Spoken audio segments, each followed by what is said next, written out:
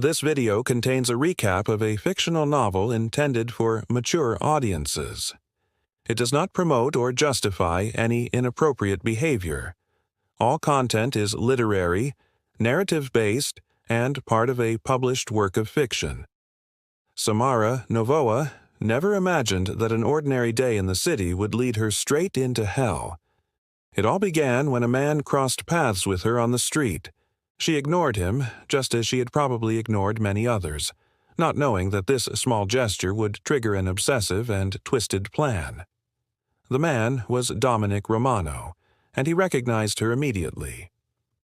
15 years had passed since high school, when she, beautiful and confident, used to mock him. Now, everything had changed. He was no longer the weak, invisible boy. He was a successful lawyer, powerful, handsome, and determined to make her pay for every humiliation. That very night, Dominic kidnaps her. Samara wakes up tied to a bed in the dark, with no idea what's happening. She screams, struggles, but no one answers. He enters the room, his face hidden. He is not there to rob her. He just wants to talk. He reminds her of the past, of her cruelty, and tells her it's time for revenge. She doesn't recognize him. He watches her calmly, strokes her face, and threatens her with terrifying tenderness. And then the assault begins. It's brutal, physical, emotional, and symbolic. The first of many. Once released, Samara is consumed by fear. She doesn't know who he is or why he chose her. She cries, locks herself inside, changes the locks, installs bars, but nothing eases her terror. She tries to keep up appearances at work, where she holds a prestigious position in an advertising firm. Her coworkers have no idea. She smiles, wears makeup, and pretends. But inside, she's unraveling. Dominic doesn't stop. He sends letters, gifts, and reminders. He watches her. He knows everything: her schedule, her meals, her habits. She's too afraid to go to the police.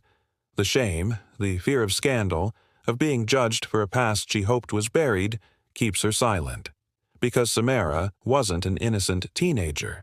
She was popular, cruel, a queen bee. She mocked those she considered beneath her. Now that past is back to claim her. One night, Dominic shows up at her office. She's alone, working late. She tries to escape, but he's already locked the door. He confronts her. He orders her to kneel, to strip, to obey. She begs. He watches with cold delight. He humiliates her, commands her, and breaks her piece by piece. And then he reminds her again. This is the price for what she did. This is justice. She tries to remember who he is. He won't say, just that he was one of many, someone she overlooked. Now he owns her. Each meeting becomes more twisted, more invasive. And still she doesn't go to the police. She sinks deeper into paranoia. She changes her routines. She isolates herself. Days pass. A package arrives. Lingerie, a perfume she wore in high school, and letters filled with obsessive details. Dominic knows her life better than she does. He tells her she belongs to him, that she always has. And she begins to break.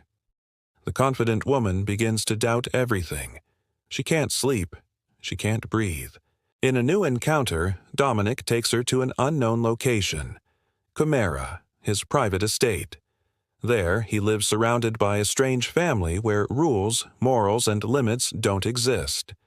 It's a world of control, pain, and pleasure, and Samara is forced to enter it. In Chimera, he trains her. He teaches her obedience, punishment, and absolute submission. He makes her kneel, literally and emotionally. She becomes his property, his prize, his emotional captive. But Dominic finds himself trapped in his own game. What began as vengeance grows complicated. Rage mixes with desire, hatred with longing, and Samara, even through tears, begins to learn the rules. She's not just a victim. She's confronting her own mistakes, her guilt, her role in all of it. Chimera is a place of extremes, Public punishments, games of power, and disturbing rituals. Everything is consent under coercion. Everything walks the line between domination and madness. Samara meets other women, hears whispers, and realizes she is not the first. Dominic is not just a monster. He's a product of a structure designed to control. Yet, amid the horror, something strange blooms, a connection, a twisted tenderness. He bathes her, holds her, and speaks softly after breaking her. And she begins to question everything. Is this love? Dependence? Manipulation? Or all at once? As the days pass, roles blur. The victim learns how to play. The predator softens. They face the ghosts of their past and the pain of their present.